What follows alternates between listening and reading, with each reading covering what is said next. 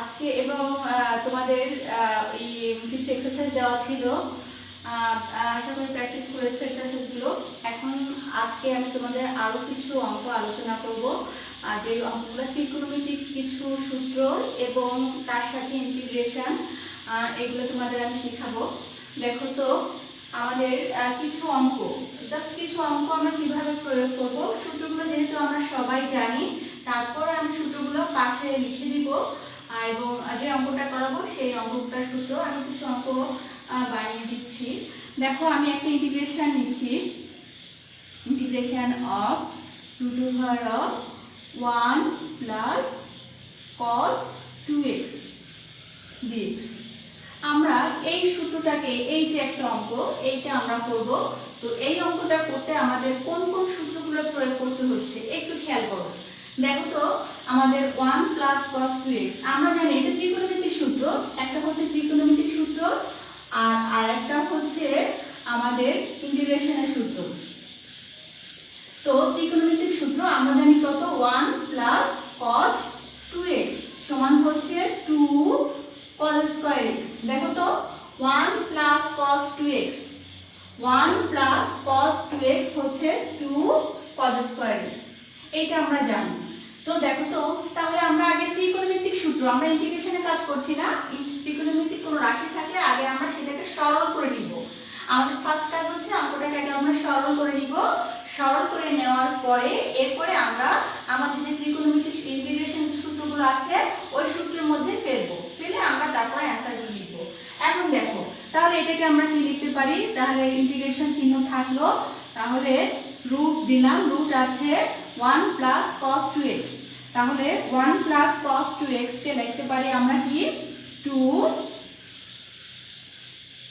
cos square x dx। এখন দেখো এটাকে আমরা জাস্ট সরল করে নিব, তাহলে √2 এখানে আমাদের থাকছে, যেহেতু √2 ধ্রুবক, √2 কে আমরা বাইরে নিয়ে আসতে পারি, ধ্রুবক এটাকে আমরা √2 বাইরে নিয়ে আসলাম, cos স্কয়ার x, তাহলে এখানে রুট উঠে গেলে কত থাকে, cos x dx। দেখো তো এখন আমরা ইন্টিগ্রেশন করতে পারি কিনা, এই সূত্রটা কি তোমাদের মনে আছে, ইন্টিগ্রেশনের সূত্র? দেখো তো এটা ত্রিকোণমিতিক সূত্র আর ইন্টিগ্রেশনের সূত্র, আমাদের integration of cos x dx করলে কত আসে, sin x plus c। cos x কে ইন্টিগ্রেশন করলে আমাদের কত কি আসে, sin x আসে। cos x কে ইন্টিগ্রেশন করলে আসে sin x। তাহলে আমাদের এখানে কি আসলো, √2 থাকলো, তাহলে cos x কে ইন্টিগ্রেশন করলে আসে আমাদের sin x প্লাস c। দেখো তো অঙ্কটা বুঝতে তোমাদের অসুবিধা আছে কিনা। আবার দেখো একটা ত্রিকোণমিতিক রাশি, রাশিটার ইন্টিগ্রেশন। তো ত্রিকোণমিতি তোমাদের পড়িয়েছি, তো ত্রিকোণমিতি তোমরা জানো যে 1 প্লাস cos 2x হচ্ছে 2 cos স্কয়ার x, আমরা জাস্ট সরল করে নিলাম। সরল করে নেওয়ার পর √2 ধ্রুবক বাইরে নিয়ে আসলাম, cos x, এখানে রুট এবং স্কয়ারের সাথে উঠে যায় cos x dx থাকে। এবার cos x তো আমাদের মূল সূত্র, cos x dx ইন্টিগ্রেশনের সূত্র করা যায়। তো cos x কে বলে আসে আমাদের কত, sin x প্লাস c, তাহলে আমরা এখানে লিখতে পারি sin x প্লাস c।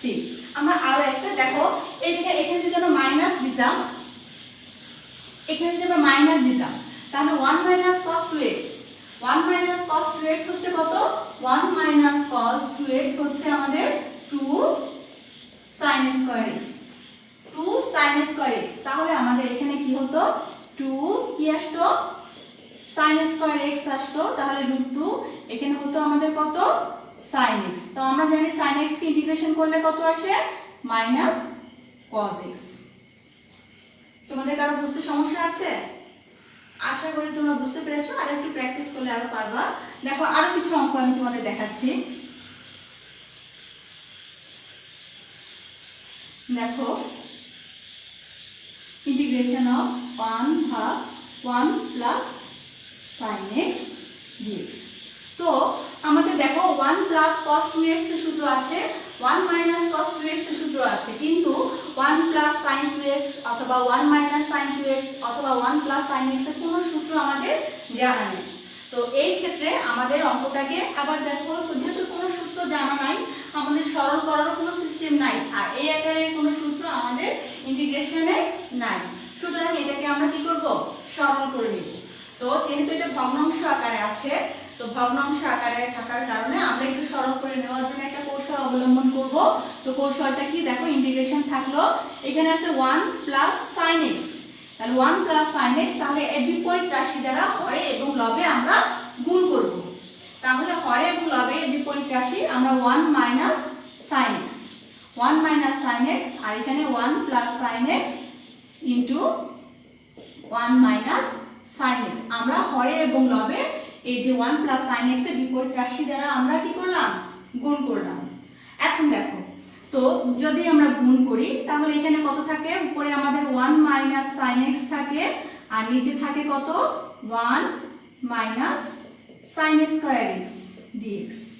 তাহলে আমাদের 1 মাইনাস sin x থাকলো। আচ্ছা, 1 মাইনাস sin স্কয়ার x সমান কত লেখা যায় বলো তো? 1 মাইনাস sin স্কয়ার x সমান কত লেখা যায়? হ্যাঁ, 1 মাইনাস sin স্কয়ার x সমান হচ্ছে cos স্কয়ার x dx। আমরা এখনো কিন্তু ইন্টিগ্রেশন করছি না, জাস্ট ত্রিকোণমিতি করছি। এই অঙ্কগুলো তোমরা সবাই পারো, এই ত্রিকোণমিতিতে ছিল এই অঙ্কগুলো। এখন দেখো, তাহলে আমরা এখন এই হরটাকে আমরা ভাগ করে দেব, দুইটা রাশির বিয়োগ আকারে আছে, তাহলে 1 ভাগ cos স্কয়ার x মাইনাস, এখন দেখো sin x এর সাথে একটা cos x দিব, আর এখানে হচ্ছে 1 ভাগ cos x। এখন দেখো তো রাশি দুইটা হয়ে গেছে, দুইটা রাশি যেহেতু হয়ে গেছে সেহেতু অবশ্যই আমরা ফার্স্ট বন্ধনী ব্যবহার করব, ফার্স্ট ব্র্যাকেট ব্যবহার করব, এরপরে dx। এখন দেখো তাহলে আমাদের এখানে কত আসছে, আমাদের দেখো কত আসছে এখানে, তো এইখানে আমাদের আসছে 1 ভাগ sec স্কয়ার x, 1 ভাগ cos স্কয়ার x, 1 ভাগ cos স্কয়ার x এর পরিবর্তে কি লিখতে পারি, sec স্কয়ার x মাইনাস, আচ্ছা sin x ভাগ cos x tan x, আর একটা আছে কি 1 ভাগ cos x sec x dx। এখন দেখো তো আমাদের ইন্টিগ্রেশনে তোমরা যে সূত্রগুলো পড়েছিলে সেই সূত্রের মধ্যে পড়ে কিনা, আমরা sec স্কয়ার x কে ইন্টিগ্রেশন করতে পারি। একটু পৃষ্ঠা উল্টিয়ে দেখো তো, মনে না থাকলে একটু পেজটা উল্টিয়ে দেখো যে sec স্কয়ার x কে ইন্টিগ্রেশন করলে কত আসে, sec স্কয়ার x কে ইন্টিগ্রেশন করলে আসে tan x মাইনাস, এবার দেখো তো tan x sec x, tan x sec x কে ইন্টিগ্রেশন করলে কত আসে, sec x, জাস্ট মূল সূত্র sec x, এবার হচ্ছে ইন্টিগ্রেটিং কনস্ট্যান্ট c, অর্থাৎ আমরা যে ইন্টিগ্রেশনের সূত্র এটা হচ্ছে আমরা জানি যে tan x sec square x কে ইন্টিগ্রেশন করলে আসে আমাদের tan x, আর sec x tan x কে ইন্টিগ্রেশন করলে আসে আমাদের sec x প্লাস c। আমি অঙ্কটা তোমাদের আরো একবার বুঝাচ্ছি, একটু খেয়াল করো। 1 ভাগ 1 প্লাস sin x, এই আকারে ডাইরেক্ট কোনো সূত্র আমাদের জানা নেই, এই কারণে আমরা এই অঙ্কটাকে আমরা একটু সরল করে নিব, ত্রিকোণমিতিক ভাবে সরল করে নিব। তো সরল আমরা কিভাবে করলাম, 1 প্লাস sin x আছে, তো আমরা এর প্লাস আছে তার বিপরীত চিহ্ন 1 মাইনাস sin x বিপরীত রাশি, এটা হরে এবং লবে আমরা গুণ করলাম। এখন দেখো তো আমরা এখানে 1 মাইনাস sin x লবে থাকলো, আর a plus b into a minus b, a square minus b square, অর্থাৎ এই দুটো যদি গুণ করা হয় তাহলে কত হয়, 1 minus sin square x, a square minus b square সূত্র। আচ্ছা, তাহলে 1 মাইনাস sin স্কয়ার x সমান কত লেখা যায়, cos স্কয়ার x।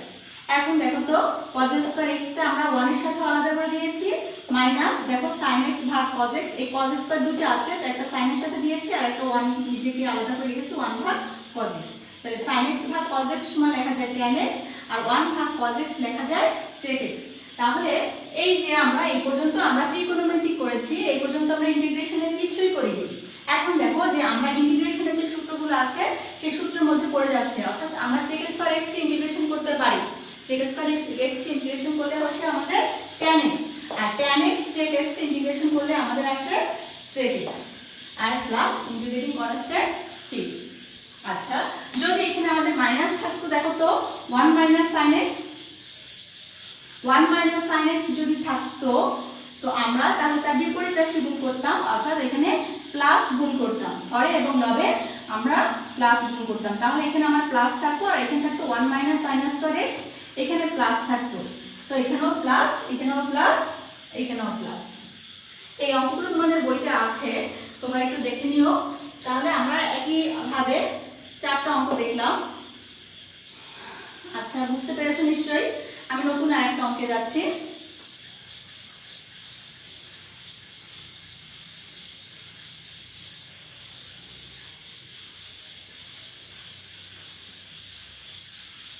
নতুন একটা অঙ্ক আমরা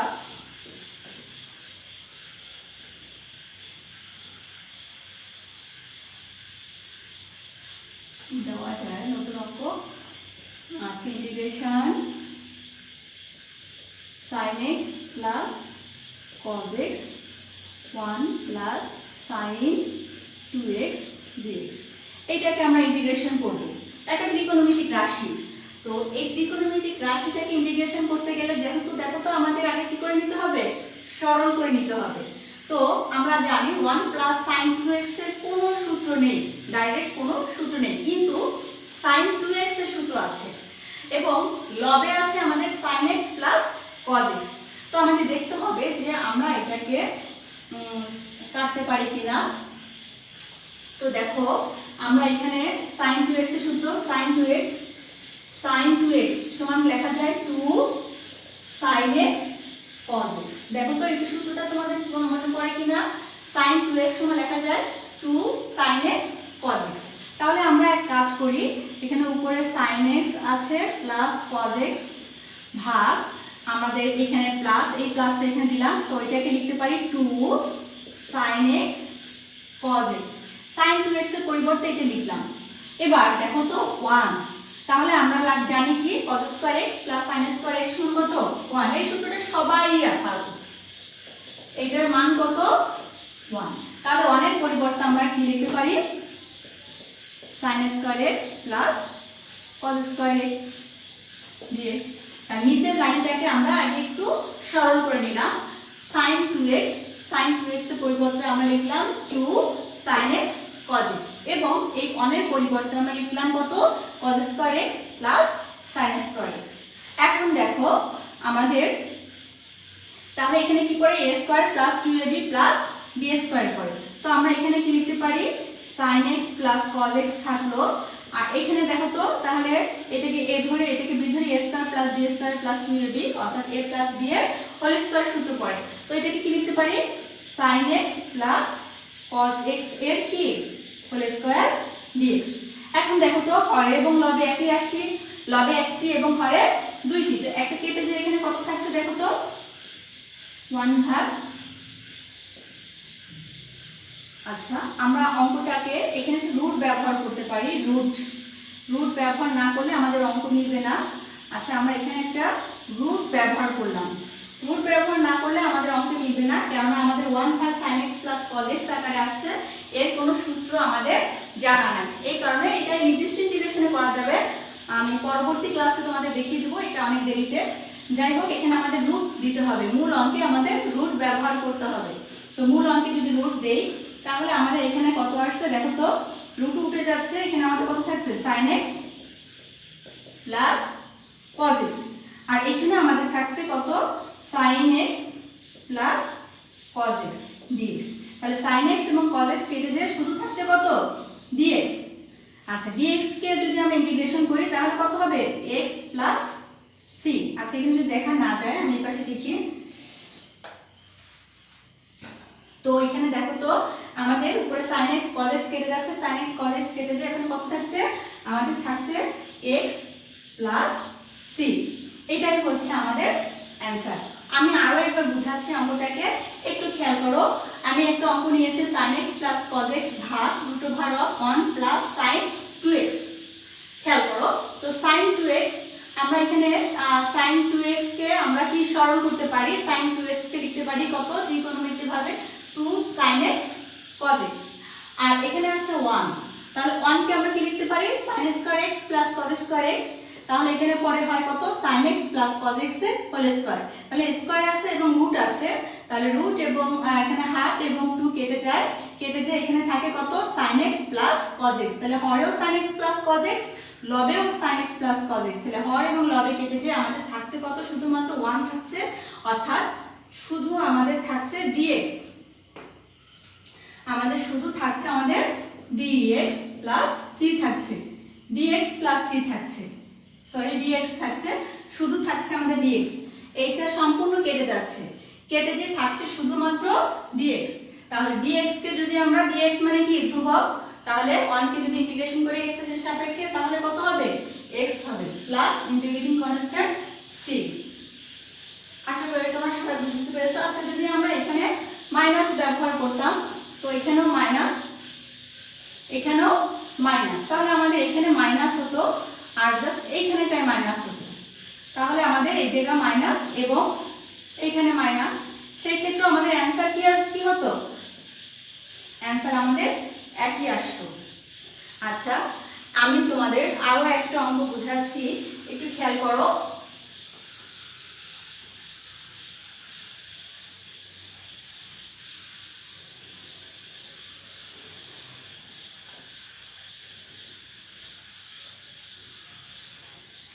কি নেওয়া যায়, আচ্ছা এমনি সিম্পল একটা অঙ্ক বোঝাই, যেমন sin 5x, sin 5x কে করলে আসে কত, মাইনাস cos 5x, আর 5x কে ডিফারেন্সিয়েশন করলে কত আসে, 5x কে ডিফারেন্সিয়েশন করলে আসে 5, তাহলে সেই 5 দ্বারা এখানে কি হবে, ভাগ হবে, প্লাস ইন্টিগ্রেটিং কনস্ট্যান্ট c।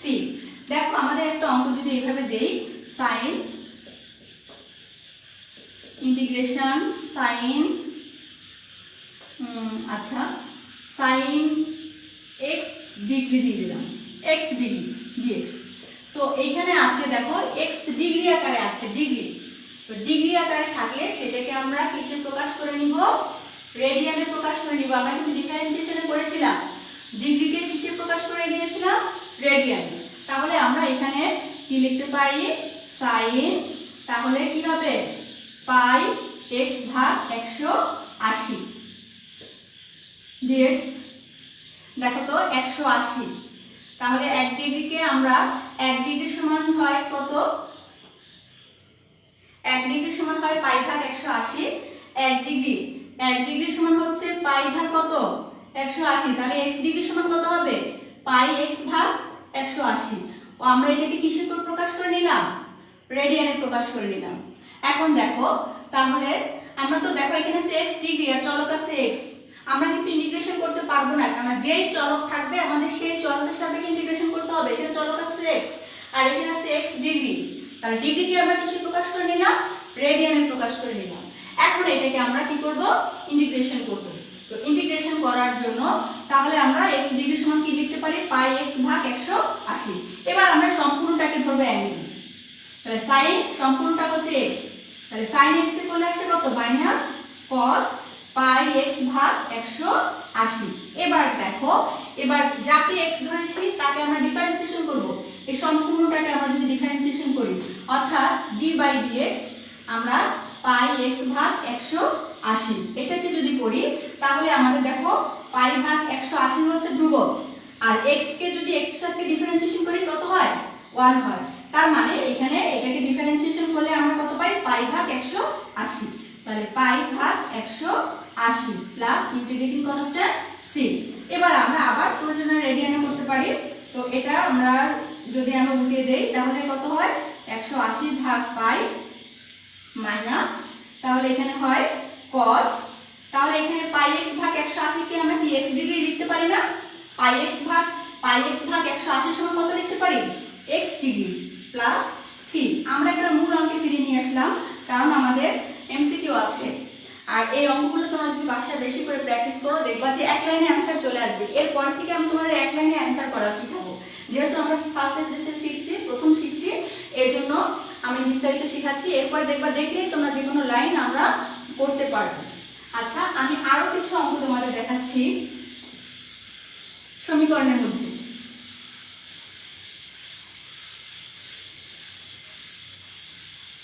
সমীকরণ আমি একটা অঙ্ক নিলাম, sin 3x plus 2 e to the power 2x plus 5x square plus 2, এই যে একটা সমীকরণ নিলাম, এই সমীকরণটা একটা রাশি নিলাম, বড় একটা রাশি নিলাম, এই রাশিটাকে আমরা ইন্টিগ্রেশন করব।